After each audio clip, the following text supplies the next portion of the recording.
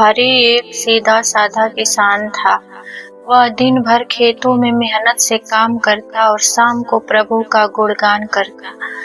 उसके मन की एक ही साध थी, वह द्वारिका के भगवान श्री कृष्ण के दर्शन करना चाहता था। द्वारिका गुजरात राज्य में पड़ता है।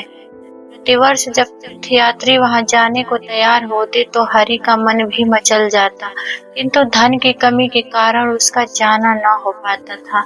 इसी कारण कुछ वर्ष बीत गए। हरि ने कुछ पैसे जमा कर लिए। घर से निकलते समय उसकी पत्नी ने बहुत सा खाने पीने का सामान बांध दिया। उन दिनों यातायात के साधनों का अभाव था। तीर्थयात्री पैदल ही जाया करते। रास्ते में हरि की भेंट एक बूढ़े व्यक्ति से हुई। बूढ़े के कपड़े फटे पुराने थे और पांव में जूते तक न थे। अन्य तीर्थयात्री उससे कतराकर निकल गए, किंतु हरि से रहा न गया। उसने बूढ़े से पूछा, बाबा क्या हुआ, आप भी द्वारका जा रहे हैं? बूढ़े की आंखों में आंसू आ गए। उसने रूधे स्वर में उत्तर दिया, मैं भला तीर्थ यात्रा कैसे कर सकता हूँ? एक बच्चा तो बीमार है और दूसरे बेटे ने 3 दिन से कुछ नहीं खाया।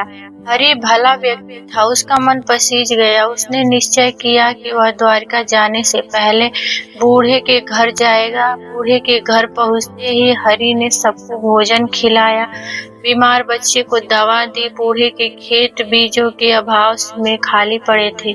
लौटते लौटते हरि ने उसे बीजों के लिए भी धन दे दिया। जब वह द्वारका जाने लगा तो उसने पाया कि सारा धन तो खत्म हो गया था। वह चुपचाप अपने घर लौट आया। उसके मन में तीर्थ यात्रा न करने का कोई दुख न था, बल्कि उसे खुशी थी कि उसने किसी का भला किया है। हरि की पत्नी भी उसके इस कार्य से प्रसन्न थी। रात को हरि ने सपने में भगवान कृष्ण को देखा। उन्होंने उसे आशीर्वाद दिया और कहा, हरि तुम मेरे सच्चे भक्त हो।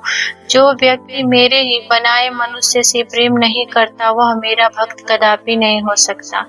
तुमने उस बूढ़े की सहायता की और रास्ते में से ही लौट आए। उस बूढ़े व्यक्ति के वेश में मैं ही था। अनेक तीर्थयात्री मेरी उपेक्षा किए आगे बढ़ते गए, एक तुमने ही मेरी विनती सुनी। मैं सदा तुम्हारे साथ। अपने अभाव से दया, करुणा और प्रेम का त्याग मत करना। हरि को तीर्थ यात्रा का फल मिल गया था। दोस्तों, अगर कहानी अच्छी लगी हो तो प्लीज सब्सक्राइब और लाइक जरूर कीजिएगा। धन्यवाद।